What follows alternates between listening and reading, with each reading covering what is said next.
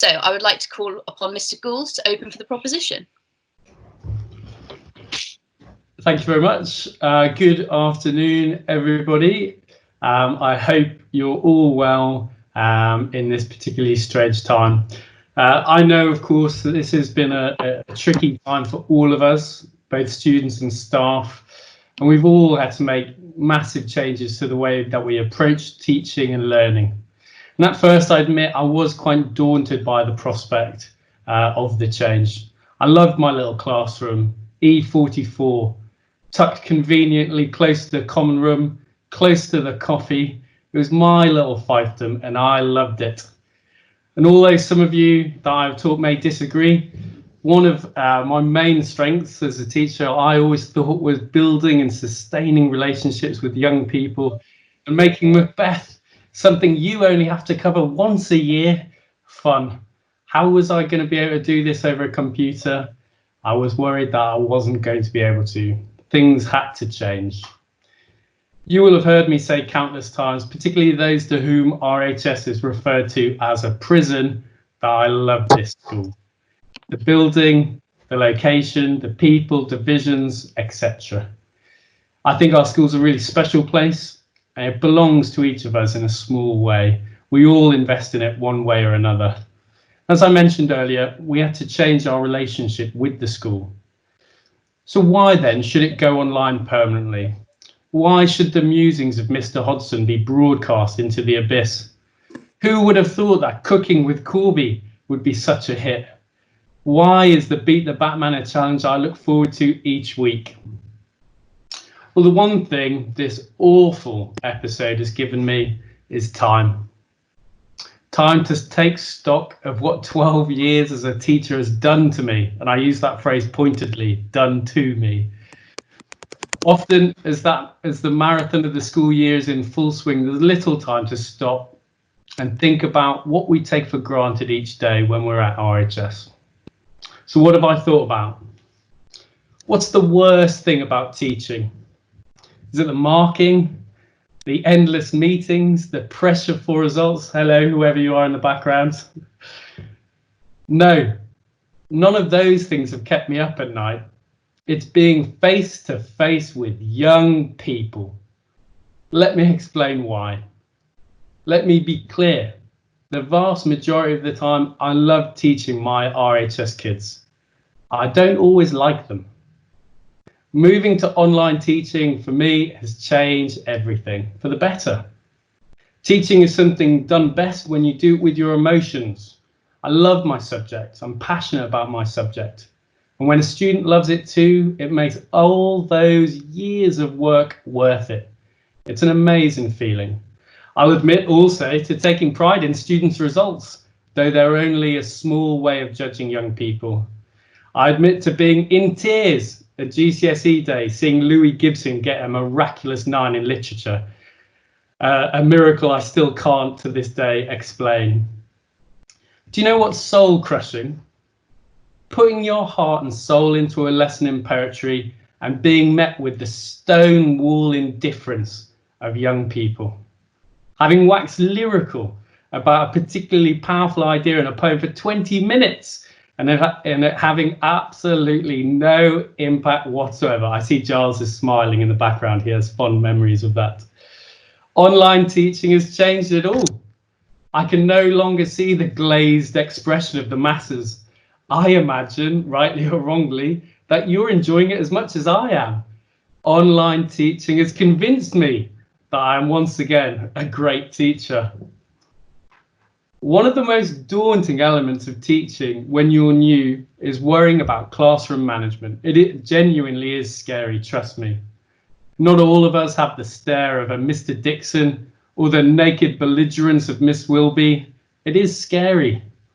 The worries about what children will challenge you with are significant, particularly when you're a northern, slightly overweight, short man with a passion for poetry. In my first ever teaching placement at a delightful school in Sunderland, a young gentleman who I'd never met before spat at me before we had even started a class. As you can imagine, I had no idea how to react. I was paralysed in my own anger and fear. Online teaching, of course, has changed all that. What's the worst you can do to me now? Call me a name? I'll mute you. Shout out? You can't. The tide has turned. The war on terror is over. I'm not saying, of course, that cyberbullying can't hurt anyone. Of course it can. Instead of hours wasted each year controlling the masses, we can now focus on what we're all here to do, sharing our passion with students that care. That's surely a more effective use of time. Class dynamics have also changed. I reckon Xanthi might speak about the social importance of interaction for young people and how this potentially damages your mental health. I understand this. I understand the importance of that. But you know what concerns me more? The way young people can impact each other. I've seen what kind of social impact young people have when you're in each other's company. Real world bullying has, in one fell swoop, all but stopped. Surely this is the greater good. In this way, you cut out the negative interaction and all young people can thrive again. No longer will you hold one another down or make fun of someone to their face. You can ignore each other from a distance, like you do in the boarding house. Surely this is for the better. I can think of countless times I've looked out into a classroom and seen a student holding something back because of the way it will look to others, particularly young boys. This is the thing that stresses me out the most. This wonderful move to online teaching has been an emancipation. It has liberated those quiet souls who are afraid to speak. They can type. Is there anything worse than a student's voice and passion being silenced because of social pressure? They've been freed by this. They've been given a voice. This has liberated those quiet souls. No, this has liberated those quiet souls for whom speaking in public is a challenge. They can of course type and have that anonymity that frees them. Online teaching has done that. Do you know this has really been the best for? Not soul-destroyed teachers who just want to talk about poetry. It is those that actually want to learn, those that actually want to take part, those that are actually determined to succeed. This has changed everything for the better. No longer do I have to perform in front of a group of people. No longer do I feel the need to rely on making Macbeth fun. No longer do I worry endlessly about helping that quiet student find their voice. Online teaching, for better and worse, has freed us all from the worst elements of ourselves. If teaching is all, one very important thing. Just like learning can take place anywhere, so can effective teaching, and it should be online. Thank you. Thank you, Mr. Gould, for that very emotive speech. I now call upon Xanthi Jones to open for the opposition. Chair, ladies and gentlemen, today we, as the opposition, are going to show you two things. One, why school should not be 100% online, and two, also we will show you why it should be face-to-face. I'm going to talk about how school is more than just academic, how you do learn social things, as Mr. Gould did guess that I'd say. And Jacko is going to expand on that and talk about the importance of a shared school experience. But I'm going to start off with some rebuttal. So, first of all, I'm not really sure exactly what we're debating here. It wasn't very clearly outlined at all by Mr. Gould, who just got stuck into talking about how much he likes poetry. That's lovely, Mr. Gould. I'm glad you enjoy what you do, but this is a debate, so we'd like to have some structure as to what's going on with that. Also, so based on the lack of definition, if we're talking about just RHS, what is the point of such a beautiful site, something that Mr. Gould himself spoke about, if nobody's going to be there? What is the point of a custom-made school that's designed to be full of people, full of life, if nobody is there, if we're all sat at home on our iPads, watching our teachers talk about Macbeth via our iPads? What is the point in such a beautiful site? But other than that, talking about his love for poetry and his love. Sort of POI. Oh, cool. No thanks. Other than talking about his love for poetry and the school site, he didn't say a whole lot. So I'm just going to skip over the rest of the rebuttal because I don't think there is much more to do and get into my point. So, schools should and do offer so much more than just academic learning. School is about learning to exist in a world. It's more than just learning academics. It's learning social skills. It's learning extracurricular skills that you learn in clubs. It's learning to be in a community. Yes, the world is increasingly online, but there will always be important things in society that have to be face to face. People need to learn how to handle social situations. And quite frankly, I don't think that that's something you can do via a screen. It's just not something that works. People need to be around each other physically. People need to be able to communicate face to face, sit next to each other and talk with another human rather than just some pixels in a screen. School needs to be face to face in order to allow a community to thrive once they leave. It's necessary. Jacko's going to talk more about this, but that's talking about why school needs to be face to face. But as the opposition, we only have to show why it shouldn't be 100% online. So let's go. I'm not going to mention the absolutely obvious flaws, such as POI. No. Such as is only going to be walking to the fridge and back. How not only can your dog eat your homework, it can now eat your schoolwork. How science experiments will now just be baking powder volcanoes. And probably the biggest flaw for Mr. Johnson, it's now going to be all too easy to mute your teacher when they go off on a little bit of a boring tangent. I'm sorry for that, Mr. Johnson. I've never been bored in any of your lessons ever. But instead of going over those, obvious flaws, let's look at some deeper flaws. This POI. Go on then, Mr. Johnson. I do want to take issue with the fact that you went to me for boring tangents about the classical world. I remember talking to you about various things. I think there was a lovely lesson. It must have been April 2018. I'm sorry, am I boring you, Xanthi? Am I boring you? You are. I'm not saying that every single one of your lessons was boring. I'm just saying potentially there may have been a few boring tangents that you went off on that I definitely wasn't bored by at all. So yeah, these deeper flaws, it assumes a parental interest, a parental involvement and parental support, especially for younger children. These children can't be left unsupervised while they're at home watching Mr. Gould talk about Macbeth on their iPads.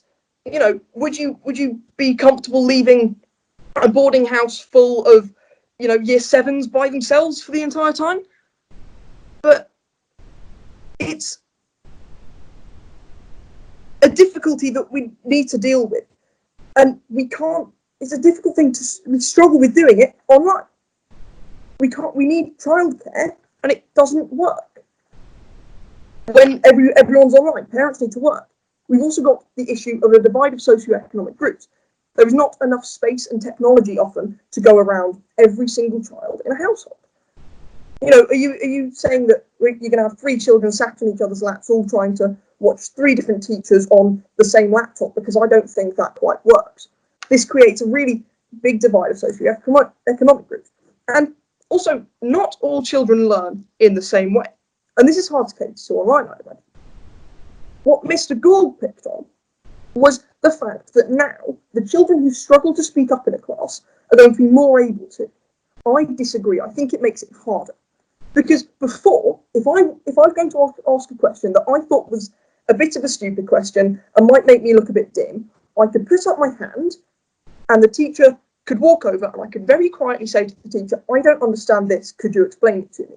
Now I would have to either type in a chat that everyone can see and have the teacher to explain it to me in front of everybody, or say it in front of everybody. That, I feel, makes it harder for a child to speak up if they don't understand something. Yes, you can email and do things one-to-one, but we could already do that, so you've got no difference there. Also, we've got the issue of an overseas education. How will time zones work? We know from RHS it's an incredibly diverse society with people from all corners of the world, how will time zones work? Are you expecting children to work through the night? And many rely on schools for more than lessons, for childcare, for food, etc. How does this work online? Well, quite frankly, it doesn't. And obviously, this is the biggest flaw for everyone at RHS. How are we going to do divisions? Do you expect all of us to film ourselves walking outside in our gardens and then syncing it all up? Because I don't see that quite working. So, I have talked to you about the practicalities. I've shown both why school needs to be face-to-face and why long-term online school would not work. Jacko is going to talk more on the need for face-to-face schooling and come at it from a more societal and shared experience point of view. So, on the opposition, we believe that school not only should not be online, 100% online, but also that it needs to be face-to-face. We think that the proposition are just work-shy teachers who want to get out to doing every aspect of their job at RHS, and we would beg you to oppose. Thank you. Thank you, Xanthi. I thought it was a very good speech. I now call on Mr. Batman for the case for the proposition.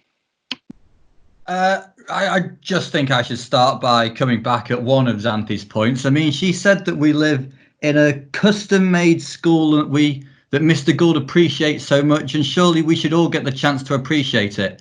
Well, I would argue that the staff appreciate it the most, and we're still here. So we can still live on site. We can still appreciate the whole site itself. We don't need to. We can still teach online, though. There's nothing that stops that. Anyway, I'm going to come back to another couple of her points later on.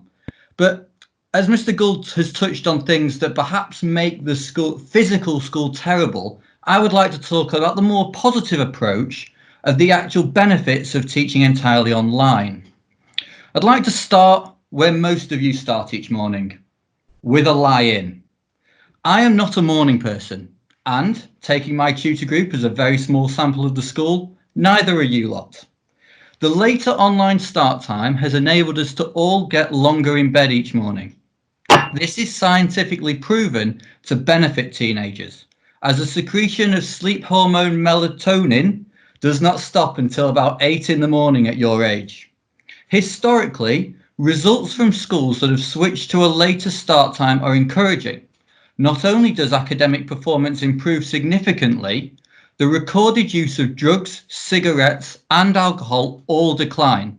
Mr. Dixon wouldn't have anything to do on a Saturday morning break time. If I continue to follow my school day, my next port of call is the school. Oh, go on, I'll have a point of information. Who's that from? Alex. Yeah. Go on, Alex. So why don't we just have a line at RHS and just can chapel every morning instead? Well, why don't we just have a lie-in? No chapel, no tutor meeting. Yeah, that relevant. You'd still be up before I am now. You get to enjoy the campus and you get to have a lie-in. Don't start until 9:45 at the moment, Alex. Anyway, I'm going to carry on. So I'm going to continue my school day. And as I said, the next port of call is the school bus service. In order to shuttle pupils to and from RHS, the school puts on 11 separate buses. Over these 11 routes, the buses will, according to Google Maps, so the actual figure is likely to be higher, travel 427 miles a day. Working on a school year of 34 weeks and discounting Saturdays, this equates to just under 80 tons of CO2 pumped into our atmosphere needlessly each year.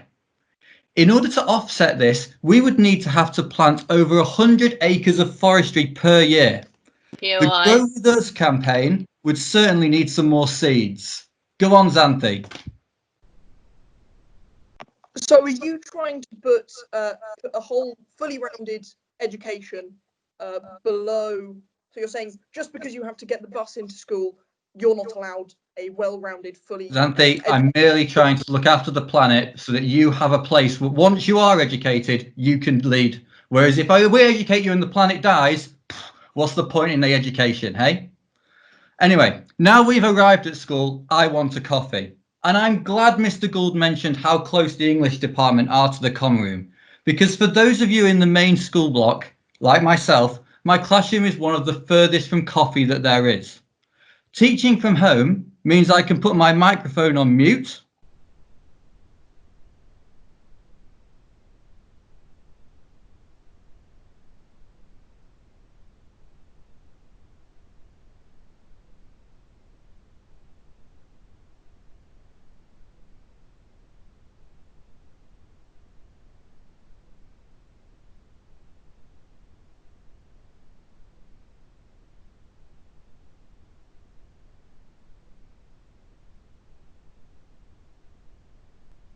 Anyway, here we go. So I've had a coffee. That's brilliant. Anyway, now I'm refreshed. I suppose I'd better teach some lessons in my awesome virtual school. Mr. Gould has already said how he believes the online environment is fantastic for those who want to learn. And I'm going to expand on why. Firstly, there are fewer interruptions. Wow, do I love that mute button. A studious member of class can simply crack on with their work and probably get more done in the 40-minute online lesson than the 55-minute physical lesson. Research suggests that online learning has been shown to increase retention of information and take less time to go in the first place. Studies show that on average, students retain 25 to 60% of material when learning online, compared to only 8 to 10% in the classroom. This is mostly due to the fact that e-learning requires 40 to 60% less time to learn than in a traditional classroom setting, because students can learn at their own pace. They can go back, they can reread, they can accelerate through concepts that they choose. This also teaches an element of self-discipline and responsibility that has turned pupils into students. We will spoon feed no more. Anyway, talking about feeding, I have now got to lunch. And I imagine you guys are thinking about my plate of fish chips and curry sauce with extra scraps on a Friday. How can Batman say this is better at home? Well, an average portion of fish and chips equates to about 842 calories. Add on curry sauce, an extra 130, and that is almost 1,000 calories. I'm a maths teacher, I can approximate. Along with pudding, because everyone loves pudding, that one meal equates to roughly half my recommended daily calorie intake. Since we have been schooling online, I found the time to cook from scratch using fresh, healthy ingredients, and I'm feeling much more better for it. RHS Sport very kindly called me an endurance athlete on a tweet the other day. But if you don't fuel a Ferrari with the right petrol, you might as well drive a Honda Jazz. As we continue to follow the school day, I've made it to after-school sports training. Again, I can see you all thinking, but Batman loves his sport. It's true, I do. But do you know how many Saturday evenings have been ruined due to a sporting loss? You guys might think we don't care, but I genuinely sit in a dark room and beside myself until I can explain why our one decent batsman decided to mow their quality leg spinner right down the throat of long on. This sometimes takes a bit of time. With no fixtures, this is the first term in my 7 years at RHS I have not suffered a defeat. I feel like Jose Mourinho when he was the special one, not now he is only the average one. Finally, I've got home after my school day, only I never left home. That short period in which you get to speak to your parents before you go to bed is now much longer. It is now the entire day. And at the risk of sounding sentimental, you should cherish this. Online learning has many benefits, as I have revealed, but seeing more of your family is one you may take for granted. I have not seen my family in the flesh since Christmas and cannot wait to see them again. The social skills that Xanthi mentioned can also be developed here. Talk to an adult rather than grunt to another teenager. This time in the evenings is good for you, good for your well-being, good for your mental health. And that brings me back to the start nicely, as I go to the bed at the end of my school day, already looking forward to my lie-in tomorrow morning. Vote stat. In which case I will act chair, and I would now like to call upon Alex Jackson to carry on the case for the opposition, although I'm sure it will be a futile effort. Thanks, sir. So, as Anthony's already mentioned, on this side of the house today, we believe that RHS should not continue to be online once coronavirus is over. So, whilst you talked about the wider learning experiences that face-to-face school encourages, I'm instead going to be talking about the school's shared values that we all have and the shared experiences and what these actually are for RHS and the value that we have. So before I go on with that, I'd like to start with some rebuttal.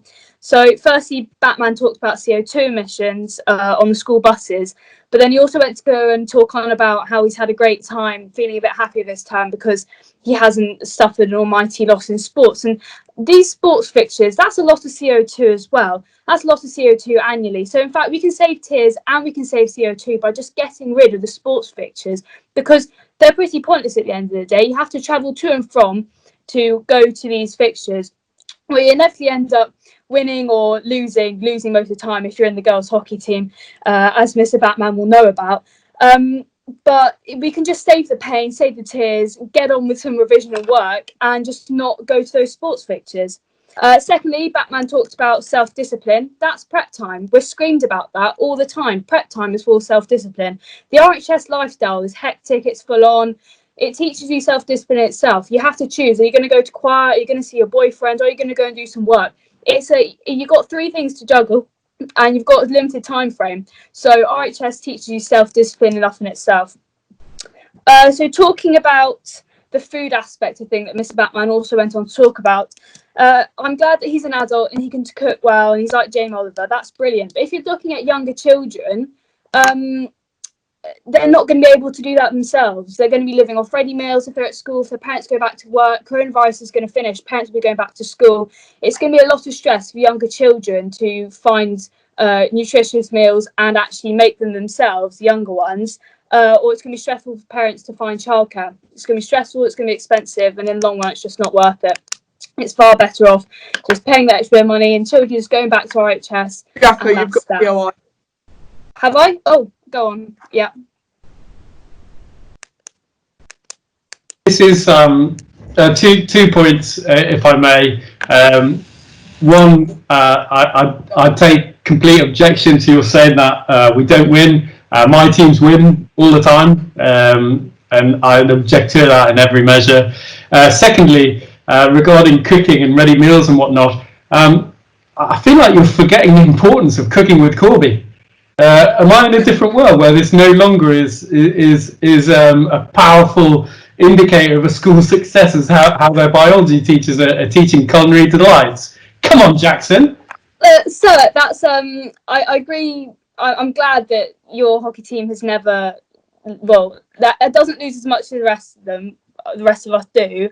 But I'm rarely on the winning side, so I must say that the hockey is a sore personal subject for me. And when it comes to the food, cooking with Corby, I think that's a brilliant idea, and it should be continued if we're going to have online school. It should be part of the curriculum. It should be like twice a week, twice a day. In fact, during the lunch break, Mr. Corby should just do it, and then everyone just follows online. So I strongly agree with that. But if Mr. Corby is willing to do that, then great. But I strongly doubt that he will be carrying on this for a term. So going on to my actual speech. So firstly, what are the shared experiences we all have at RHS? So you can look at this from 2 angles. You've got the social side and the academic side. In the academic side, you've got your classes, your tutor groups, your revision sessions. And that's the shared experiences you have academically. But the social side, this is the character building stuff. You've got the good stuff. You've got the sports, the clubs, the dinners. And then you've got the character building, cross-co, CCF, and the long chapel services after divisions. And these shared experiences shape the person that you become after RHS.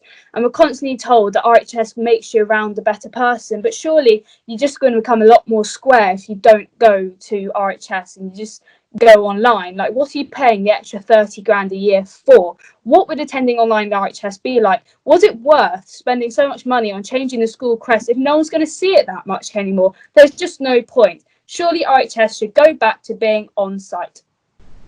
And going on to... Oh, yes. Mr. Batman.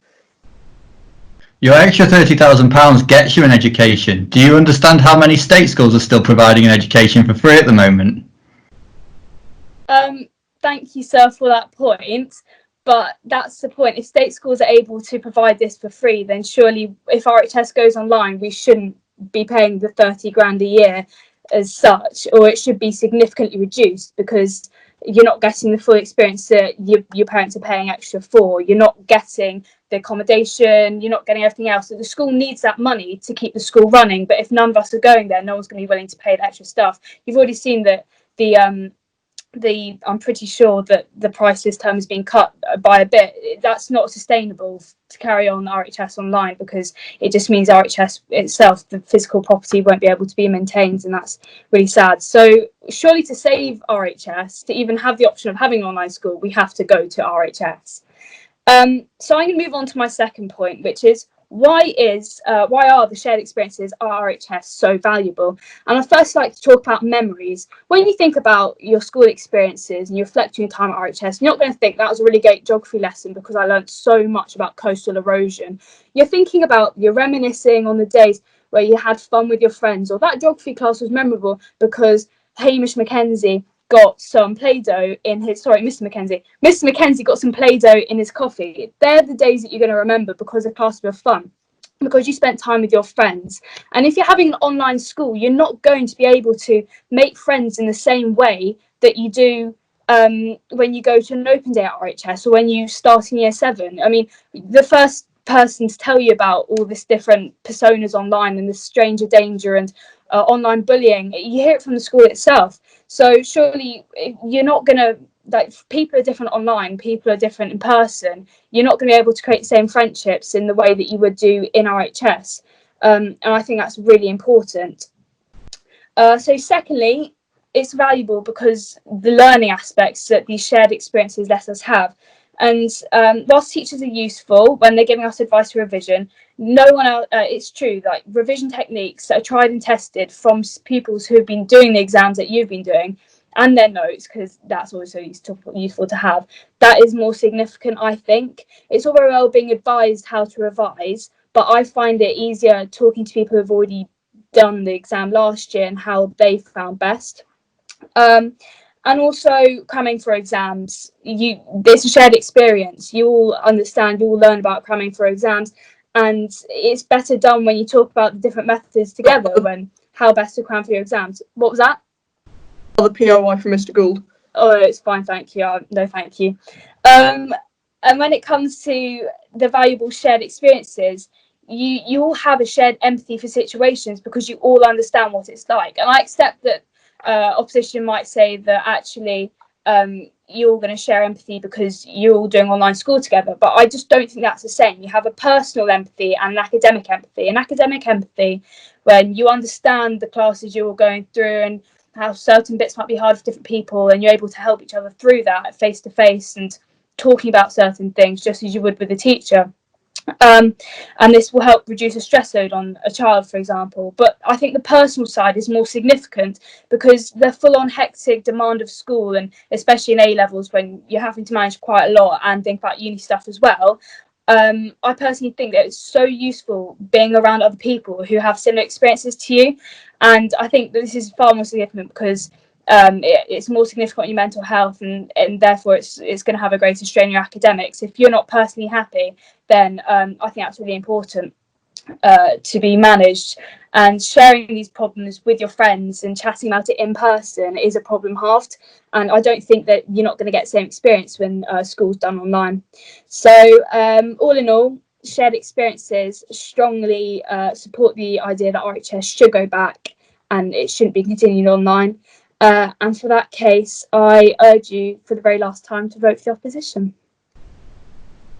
If Esme's not back, it is time for the floor debate. If you would like to make a point to the floor debate, please make yourself known using the chat, and I will call on you in turn until Esme returns, if she returns. Okay, so if you've got any points that you want to make for the floor debate, make yourself known to me in the chat now. Alex Cantolet. Hello, speakers. Today I've got a point for Mr. Gould, and he spoke about the successfulness of his hockey teams. But as a member of said hockey team, I really can't say how successful we were after suffering a 9-0 loss. And when we did win, I can't say it was really down to him. Okay, am I allowed to reply? I think the point that was being made was about girls' hockey, Alex. Technically, you're not allowed to reply, Mr. Gould, but I don't think we can let that slander of your character go unchallenged. Girls' hockey, very successful. Done. Jessie Jordan. With the proposition, I just wanted to ask how some lessons would work with regards to like drama lessons, science lessons where you have practicals, and art lessons where there's painting or DT involved. So really just the more creative subjects. How are you going to have those online when the resources needed are in person and rely on the teacher to be there in person? Katie? I've got a question for Mr. Gould. While studying child language acquisition in your A-level classes, you taught us that active face-to-face interaction is really important for child development and learning. Surely this continues throughout childhood and on into adolescence, so how can it happen if we're not in the classroom? Jason? I've just got a quick point to aim at the proposition, being that what exactly is going to stop a pupil from, as already mentioned, just sort of putting on the lesson and then going to make a cup of coffee, just relax and not really focus if they are not interested in poetry, for example, apart from their own determination? Is a big aspect of the school not the environment you're in, which forces pupils to work harder and enable teachers to bring out the best in you? Toby? This is for the proposition again. Are you not going to miss the debating dinner? And Mr. Gould and Mr. Batman, how did Mr. Johnston even get you to do this debate without the promise of an invite? Jazz, and then Mr. Mann.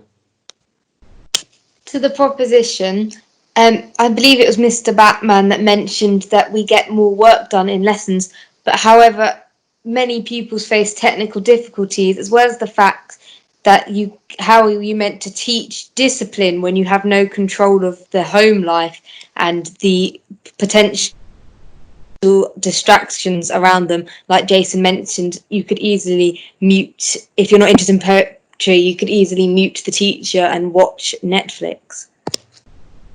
Mr. Mann? Hi guys, yeah, just listening to the arguments there from Alex, I just felt that she was defeating the object. She wasn't really making an argument out for RHS or school. She was just suggesting, well, let's have a youth club where all the children can meet up. She was really suggesting that the teachers, in terms of revision advice and guidance and all those things that happen at a school, were perhaps just very secondary to this. So if she's going to save so much money from all of the fees going down, she can buy the this fantastic social youth club where they can have all the social interactions and have change in her pocket. So I think that she's made that the argument there is completely contrary, really, to the one about a school, which obviously has a very significant academic dimension. Ellie? Hi everyone. Mr. Batman, you spoke of when you're at school you're less likely to eat healthy because you have your fish and chips and things like that, but there's always other healthy options. And if we don't have to make stuff ourselves, we have more time to go to clubs and learn and actually communicate face to face physically with our teachers and friends. I now invite Mr. Johnson to conclude the case of the proposition. I thank you very much, Esme. Before I sort of begin my speech proper, I want to draw everybody's attention to something that Alex Jackson said in her speech, which was that she is rarely on the winning side. And I trust that this debate will show that never a truer word was spoken. I want to echo Mr. Gould's words in the beginning of his speech. For some, lockdown has been tough. And we're not on the proposition proposing to keep every single aspect of this lockdown. But it would be foolish in the extreme not to recognise where lockdown has caused us to make progress and find better ways of doing things. And that's all that we want to do. Continue the progress that has been made in education over the last couple of months, and not see this innovation go to waste. For us teachers, it's been a golden opportunity to do the job that we love without the children we loathe ruining it for us. And I want to thank Xanthi and Alex for proving that point, that pupils are generally awful very well throughout the first stage of this debate, and indeed all you pupils who contributed to the floor debate as well. Xanthi in particular has shown herself to be two-faced. She nods and smiles along to my digressions in class when we're face to face, but now tells me that they're dull and boring, and I'm not at all hurt at all. Go on, Xanthi, what's your POI? I'm really sorry that you're hurt, first off. But what my point is that your job is to teach all pupils in your class, to deliver an education to every student, not just the ones who really, really like the subject and really, really want to learn.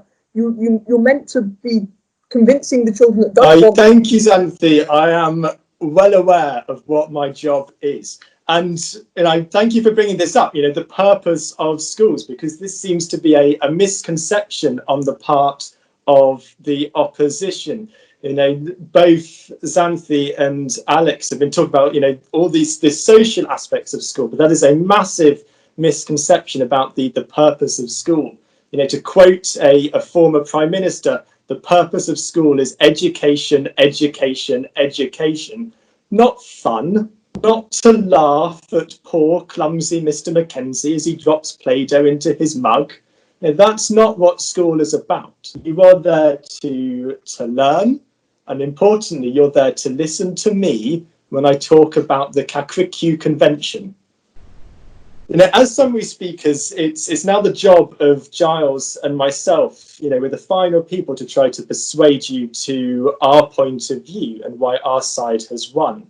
And I've seen Giles debate a lot, many times, and so I know exactly what approach he will take. He will try to bamboozle you into submission with lots of long words and technical vocabulary like points of clash and...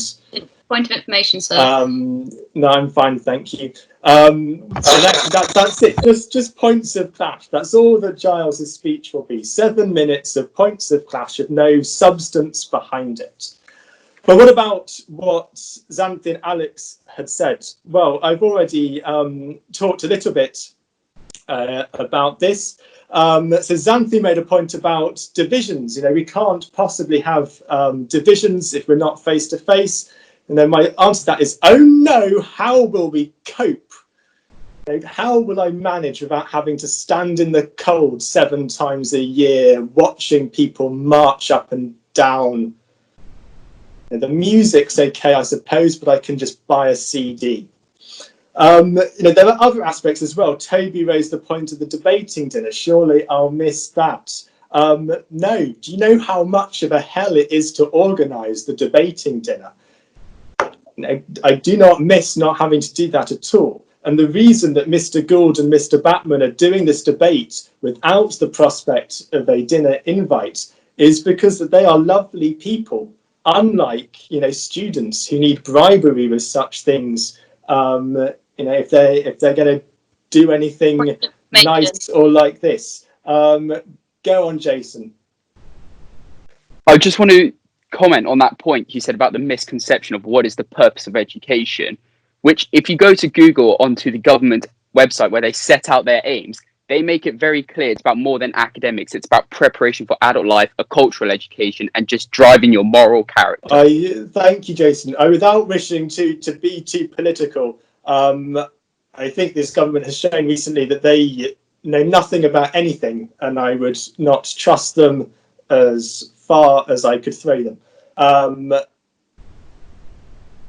I think I would much rather listen to what I think education is about, even if it bores Xanthi into a stupor, than what Gavin Williamson has to say.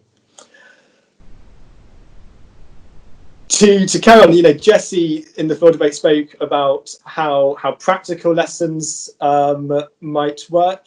Again, I'm not the best placed person to answer that question. You know, that's not my subject, but I would trust in our excellent subject specialists, our brilliant drama and music teachers, to find a way of putting across their excellent subject knowledge and their passion for their subject in this new environment. You know, we do not need face-to-face teachers. It would be much better to sell off the RHS site for accommodation to help solve our national housing crisis, and allow schools to continue online.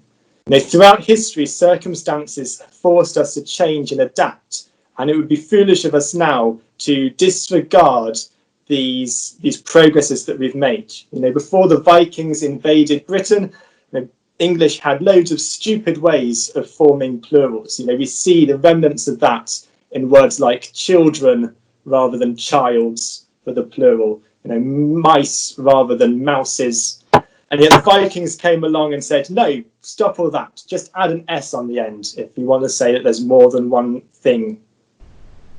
This advancement in education is the same type of thing. You know, it'd be ridiculous of us to throw away those advancements. And Mr. Gould and Mr. Batman and myself have shown ourselves to be progressive and forward-thinking individuals, of our willingness to accept change and recognise the boundless possibilities, and bravely say, in the face of such small-minded opposition, this is a better way.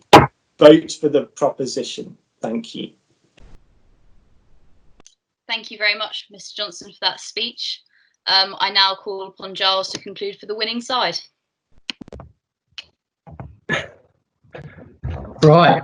Chair, ladies and gentlemen, today the Common has feebly tried to propose the motion this House proposes that schools should be 100% online from now on. As the bastions of the RHS experience, the opposition has set about exposing this motion for what it truly is, a scam to reduce teachers' workload at the expense of the children they're supposed to support. In my summary speech today, I will systematically unpick the lies, fallacies, and blatant deception that each of the proposition members try to indoctrinate you with, answer some of the questions from the floor, and finally convince you that this motion will result in the intentional destruction of a true schooling experience. Unfortunately, the floor debate was obviously very swayed against the proposition, so I only have 1 point. And Mr. Mann, you talked about Alex referring to school as a youth centre. Well, isn't school just a glorified youth centre? Children come together, they do a bit of learning, everything else. Isn't it just a glorified youth centre? Alex was referring to the moments that teachers obviously aren't aware of, and that makes a complete schooling experience. So really, that's the great floor debate on. So now let's go on to some of the things that the teachers talked about. Mr. Gould, you talked with fondness about Cooking with Corby and so on and so forth. The reasons that these shows and episodes are so successful is because they're already deep. There's already a deep-rooted connection between the staff and the pupils that make it actually quite interesting to watch. Mr. Dixon wandering aimlessly around an attic is something quite funny because we would never expect it from the feared second master. All of the imperfections you talked about, the constant interruptions, etc., is really what makes school worthwhile. I'm sure you remember fondly the interruptions from those of Mikey Kalo and Josh Whaler asking for what a metaphor is for the 5th time in GCSE English. Those imperfections are what make school, in some respects, quite enjoyable. Your final end of your speech was the discussion about bullying. Obviously, while it's a prevalent issue, I think your solution of just putting everything online is actually more problematic, because if you're telling a child, oh, you can just mute the bully, fantastic. Well, that doesn't really work, because in real life, they're obviously going to face the same sort of things. People call each other names in real life. And if you ingrain the child that the way that they get rid of bullying is just saying mute, in real life, they're going to get bullied even more, because it's just such a terrible idea. So, Mr. Batman, then you went on to talk about the idea. Well, firstly, you talked about yourself as a tree hugger. However, if we look at RHS and in its emissions in the world, just taking away the buses, the impact it has is relatively negligible. And those buses are providing a transport system from one's home to an institution of learning and experience. And I don't think you really want to deprive a child of that. You also sort of talk quite fondly about children get more done for some obscure reason, but I can guarantee you that in most Teams lessons whatsoever at the moment, Mr. Johnson, I see your POI. No, thank you. Yeah, no. I can guarantee you that each and every child has one of these or an iPad on the side. They're probably playing Minecraft or Fortnite or whatever Year 7s do these days. They don't care. They're not going to be listening. So actually, no thank you to those POIs. I've got too much to say. Oh, thanks, sir. So really, you're assuming that children are going to be 100% engaged in their lessons, which is further from the truth because they're not being monitored by teachers or their parents. What's stopping them going playing Minecraft or whatever? And then Mr. Batman suddenly transformed into our resident Joe Wicks. Whilst your cooking skills might be plausible, they don't represent all of us. As Jason said, a Year 7 left unattended, we go straight for Pringles, Whispers and Curly Whirlies. At least a school offers some sort of salad or where children sort of feel socially pressurised to sort of go for the more healthy option because other people judge them. So that sort of thing. And then also, on a random side note, Esme's technical issues further proved our point that there are just some technical issues that Mr. Davison and his glorious gang just can't fix. And so when Teams inevitably crashes at some point during the year, the entire schooling system will come crashing down to its knees and be completely futile. Mr. Johnson, you call online learning an innovation. I call it an excuse for your teacher that we loathe to get out of a job.